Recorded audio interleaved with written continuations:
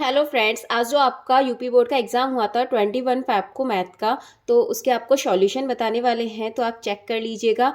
और इसका कोड है 822ZZ। तो ये आप अपना कोड देखिएगा और इसके अकॉर्डिंग आप अपने क्वेश्चंस को चेक कर लीजिएगा। तो स्टार्ट करते हैं फर्स्ट क्वेश्चन। तो फर्स्ट क्वेश्चन है द्विघात समीकरण 3x² - 6x + 4 = 0 का विविक्तिकर होगा। तो विविक्तिकर का फॉर्मूला क्या होता है? D = v² - 4ac। आपको यहाँ पे सिंपली वैल्यू पुट करनी थी और आपका जो सॉल्यूशन आया है वो आया है -12। तो जो फर्स्ट है उसका आपका ऑप्शन होगा करेक्ट -12। सेकंड क्वेश्चन भी इसी तरीके से है 3x + 2y = 6 तथा y = 0 का हल होगा। तो आपको ऑलरेडी y = 0 इसमें वैल्यू दे रखी है, तो इसका मीन्स a में 0 है y = और c में, तो आपके इन दोनों में से एक सॉल्यूशन होना था। और आप y = 0 इस वाली इक्वेशन में पुट करके देख लीजिए, जो x की वैल्यू आएगी वो कितनी आएगी। तो x की वैल्यू आई है 2, तो इसका जो राइट आंसर होगा वो होगा ए ऑप्शन 2,0। नेक्स्ट देखिए, आपका क्वेश्चन है 3। तो 3 क्वेश्चन क्या है आपका? यदि बिंदुओं A -4,2 और V आपको 5,6 को जोड़ने वाले रेखाखंड का मध्य बिंदु C आपको दे रखा है, तो इसमें एल्फा का मान निकालना है। तो आप पहले तो ये देखिए एल्फा किस में आ रहा है आपका, तो फर्स्ट में ही आ रहा है एल्फा, तो हम सिंपली इसको लेकर ही सॉल्व कर लेंगे। तो आपको बस यहाँ पे पुट करना था α/8 = x1 + x2 होता है, तो -4 + 5/2। तो यहाँ से बस आप इसको सॉल्व करना था। तो -4 + 5 कितना हो जाएगा? -1/2। तो 2 से आप 8 को 4 टाइम कट कीजिए, तो α = यहाँ से क्रॉस मल्टीपल हो जाएगा, तो -4 इसका आपका करेक्ट आंसर हो जाएगा। नेक्स्ट है ABC में AB = आपको दे रखा है और AC = दे रखा है और VC = 6 सेंटीमीटर दे रखा है। आपको V का मान बताना है, मतलब आपको एंगल बताना है क्या होगा। तो आप यहाँ पे एक चीज़ देखिए, आप AB का स्क्वायर करिए, AB का स्क्वायर कितना होगा और AC का स्क्वायर देखिए। जब आप AB का स्क्वायर प्लस AC का स्क्वायर करेंगे तो आपका VC के स्क्वायर के इक्वल टू हो जाएगा। इसका मतलब इसमें कौन सी वाली प्रॉपर्टी लग रही है? तो इसमें आपकी राइट ट्रायंगल वाली। तो आपका ये होगा 90 का, आपका इसका ऑप्शन 90 वाला ठीक होगा। नेक्स्ट क्वेश्चन है, वह बड़ी से बड़ी संख्या जिससे 125 और 70 को विभाजित करने पर शेषफल क्रमशः 8 और 5 प्राप्त होता है। इसका मतलब 125 में से आप 8 को माइनस कर दीजिए, तो आपका बचेगा 117 और 70 में से आप माइनस कीजिए 5 को, तो ये बचेगा आपका 65। अब आप देखिए इसमें से ऐसा कौन सा ऑप्शन है जिससे आपका 117 और 65 दोनों डिवाइड हो जाए। तो 13 आपका ऐसा है जो आपका दोनों ही डिवाइड हो जाएगा, तो इसका जो करेक्ट आंसर होगा वो 13 है। नेक्स्ट क्वेश्चन है, यदि समीकरण x² + kx - 6 = 0 का एक मूल आपको -2 है, तो k का मान बताइए। तो आपको इसमें बस करना क्या है, -2 आपको x की जगह पे पुट करना था। तो करते हैं पुट। तो -2 का स्क्वायर प्लस k -2 - 6 = 0 और -2 का स्क्वायर आपका प्लस का 4 -2k - 6 = 0। और जब आप यहाँ से k = निकालेंगे तो वो आपका -1 आएगा। तो आपका जो आंसर होगा वो -1 होगा इसका। नेक्स्ट है, यदि समचतुर्भुज के विकर्णों की लंबाई दे रखी है आपको 12 सेंटीमीटर और 16 सेंटीमीटर, तो इस समचतुर्भुज की भुजा की लंबाई क्या होगी? तो चलिए देखिए, इसका फॉर्मूला होता है जब आपको साइड निकालनी हो, मतलब भुजा निकालनी हो, तो उसके लिए आपका फॉर्मूला होता है √D1 का स्क्वायर, मतलब विकर्ण का स्क्वायर, और दूसरे वाले विकर्ण का स्क्वायर प्लस में लिखेंगे /2। तो D1 मतलब 12 का स्क्वायर कितना होगा 144 प्लस D2 का स्क्वायर कितना होगा 16 का स्क्वायर 256/2। तो जब आप इसको प्लस करेंगे तो कितना आएगा ये? तो आपका ये प्लस करने पर आएगा 400, रूट का 400/2। तो 400 को रूट से निकालेंगे आपका 20/2, 2 से 20 आपका 10 टाइम। तो इसका मतलब आपका जो आंसर होगा वो 10 सेंटीमीटर होगा। अब नेक्स्ट क्वेश्चन देखिए, sin θ = cos θ। तो थीटा का मान आपको बताना है। तो आप पहले तो आपको ये बहुत ही नॉर्मल सी चीज़ पता होगी, जो sin θ = cos θ कब होता है? 45 पर, जो दोनों की वैल्यू सेम होती है वो 45 पर होती हैं। तो इसका आंसर 45 आपका ठीक हो जाएगा। नेक्स्ट है संख्या 144 के अभाज्य गुणनखंडों के घातों का योगफल बताइए। तो आपको इसमें इसका योगफल बताना है, तो 144 के आप पहले फैक्टर कर लीजिए। तो ये आपके फैक्टर हो जाएंगे।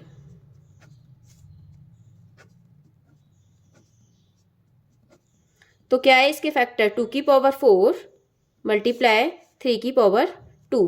तो इनके जो घात हैं इनको प्लस करेंगे तो कितनी हो जाएंगी ये 6। तो आपका इसका जो आंसर होगा वो 6 एकदम करेक्ट होगा।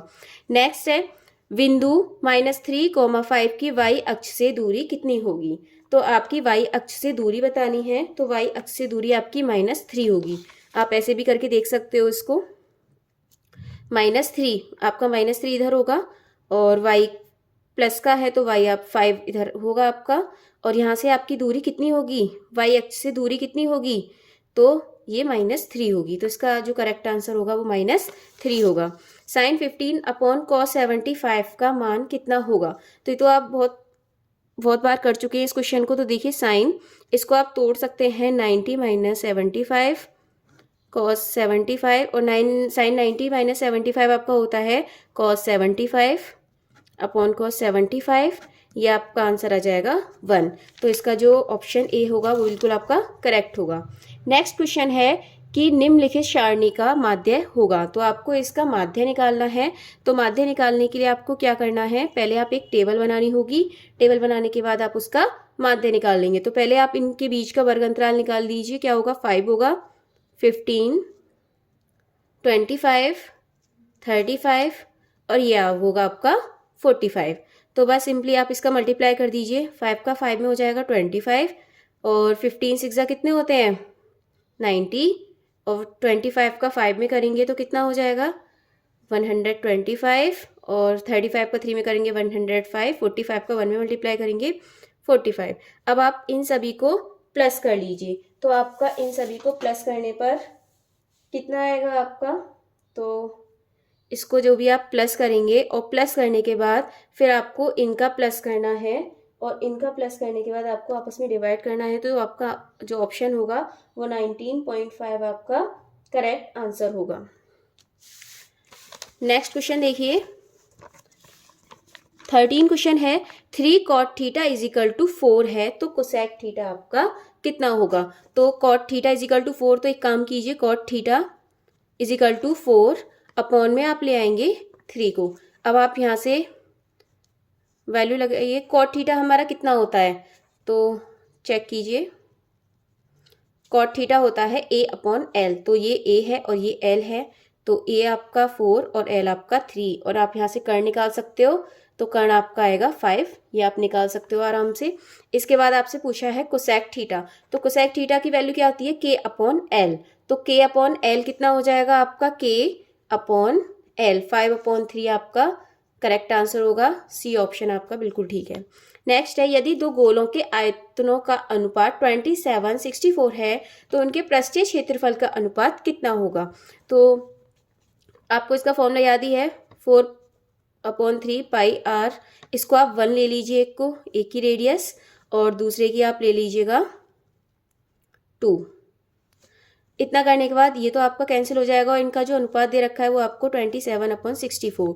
तो यहाँ से R1 का Q = 27 और R2 का Q = हो जाएगा 64। तो यहाँ से आपको R1 = पता चल जाएगा कितना होगा 3, और R2 आपका होगा 4। अब आपको क्या करना है, उनके पृष्ठीय क्षेत्रफलों का अनुपात। तो पृष्ठीय क्षेत्रफल क्या होता है, 4πr1 का स्क्वायर अपॉन 4πr2 का स्क्वायर। तो यहाँ से 4π कैंसिल हो जाएंगे। R1 का स्क्वायर मतलब 3 का स्क्वायर अपॉन R2 का स्क्वायर मतलब 4 का स्क्वायर। तो ये हो जाएगा 3 3 = 9, 4 4 = 16। तो आपका 9/16, इसका मतलब आपका ऑप्शन ए बिल्कुल ठीक होगा, 9:16। नेक्स्ट क्वेश्चन है, यदि कुछ प्रेक्षणों के बहुलक तथा माध्य क्रमशः 45 तथा 27 है तो माध्यिका क्या होगी। तो आपको इसमें माध्यिका बतानी है। तो फॉर्मूला आपके सामने है, बहुलक = 3 माध्यिका -2 माध्य, ये आपका फॉर्मूला होता है। और वैल्यू पुट कीजिए, बहुलक कितना है आपका यहाँ पे 45 = 3 माध्यिका आपको निकालनी है। ये = -2 मल्टीप्लाई माध्य कितना है आपका 27। तो ये इसको आप सॉल्व करेंगे तो क्या होगा, 45 इज इक्वल टू 3 माध्य का माइनस 2 का 27 करेंगे 54, तो 3 माध्य का इज इक्वल टू हो जाएगा 45 प्लस 54। जब आप इसको प्लस करेंगे तो ये हो जाएगा आपका 99 और ये 3 का अपॉन में, तो 3 3 ज़ा 9, 3 3 ज़ा 9। इसका मतलब आपका जो करेक्ट आंसर होगा वो होगा आपका 33। नेक्स्ट क्वेश्चन देखिए, समीकरण x square minus 2x plus 1 के मूल होंगे। आपको इसके मूल निकालने हैं, तो सिंपली इसको क्वेश्चनों को कर दीजिए, एक्स स्क्वायर माइनस 2x को प्लस 1 और इसको आपको तोड़ लीजिए, तो ये हो जाएगा आपका minus X plus 1 is equal to 0। तो x कॉमन लीजिए यहाँ पे, तो आपके इसके जो दोनों फैक्टर हैं वो x minus 1 is equal to 0, तो दोनों ही फैक्टर 1 और 1 आएंगे, तो आपका ऑप्शन ए बिल्कुल ठीक होगा। नेक्स्ट क्वेश्चन है, यदि 7, 13, 20, 17 तथा 3x का जो समांतर माध्य है वो 18 है तो x का मान क्या होगा। तो x का मान निकालने के लिए आप इसको माध्य वाली फॉर्म में रख लीजिए। क्या करते हैं, इन सबको प्लस और अपॉन में जितने ही आपके नंबर होते हैं तो करिए, 7 plus 13 plus 20 plus 17 plus 3x upon में हो जाएगा आपका कितने हैं ये, 1 2 3 4 5, तो 5 अपॉन में देखिए इज इक्वल टू माध्य आपको दे रखा है 18। यहाँ से आप इसको प्लस कर दीजिए, 13 और 7 हो जाएगा आपका 20 20 20 40 और 70 हो जाएगा 57 प्लस 3x अपॉन में नहीं लिखेंगे, इसका क्रॉस मल्टीपल कर देंगे, तो 18 5 जा कितना हो गया 90, तो 3x is equal to 90 minus 57, तो 90 में से आप 57 माइनस करेंगे तो आपका बचेगा यहाँ पे 33, तो x इज इक्वल टू जो 3 था ये आ जाएगा आपका अपॉन में, तो आपका जो आंसर होगा वो 11 आपका बिल्कुल करेक्ट आंसर होगा। नेक्स्ट क्वेश्चन देखिए, समीकरण 3 upon X minus 2x is equal to 2 upon X का हल क्या होगा। तो सॉल्व करते हैं इसको, 3 अपॉन यहाँ पे आप एलसीएम ले लीजिए तो ये हो जाएगा 2x square upon X is equal to 2 upon X. X से एक्स आपका कैंसिल हो गया, तो ये हो जाएगा आपका माइनस 2x स्क्वायर, ये प्लस का 3 आप इधर साइड ले जाइए तो 2 माइनस 3 हो जाएगा, minus 2x square is equal to minus 1, तो माइनस से minus cancel, X square is equal to 1 upon में चला जाएगा 2 और x जो स्क्वायर है आपका यहाँ पे आपका रूट आ जाएगा, तो आपके जो फैक्टर होंगे वो होगा इसका जो मान है plus minus 1 upon root 2। Option A आपका बिल्कुल करेक्ट होगा। नेक्स्ट क्वेश्चन है, यदि दो समरूप त्रिभुजों की भुजाएं 4:7 के अनुपात में हैं तो इन त्रिभुज के क्षेत्रफल का अनुपात होगा। तो इसको तो आपको कुछ नहीं करना, सिंपली आप 4 का स्क्वायर 16 और 7 का स्क्वायर 49 ऐसे करके आप ट्रिक से भी निकाल सकते हैं, तो जो आपका ऑप्शन बी होगा वो एकदम करेक्ट होगा। नेक्स्ट है, यदि एक वृत्त का क्षेत्रफल तथा परिमाप संख्यात्मक रूप से समान है तो उस वृत्त की त्रिज्या क्या होगी। तो क्वेश्चन में सीधे सीधे आपसे ये बोला गया है कि जो क्षेत्रफल और परिमाप है वो दोनों इक्वल है, तो क्षेत्रफल कितना है आपका पाई आर स्क्वायर होता है इज इक्वल टू परिमाप 2 पाई आर, और इसमें बोला है ये दोनों समान है इसलिए हमने इज इक्वल टू ले लिया। तो देखिए यहाँ से पाई कैंसिल हो जाएगा और आर स्क्वायर से एक आर कट हो जाएगा, तो आर इज इक्वल टू कितना बचा 2, तो जो इसका आंसर होगा वो 2 मात्रक होगा। तो आपको वीडियो अच्छी लगी और पसंद आई तो लाइक भी कीजिए इसको, और अगर आप चाहते हैं मैं इसके आपको आगे की भी आंसर बताऊं तो जल्दी से कमेंट करिए।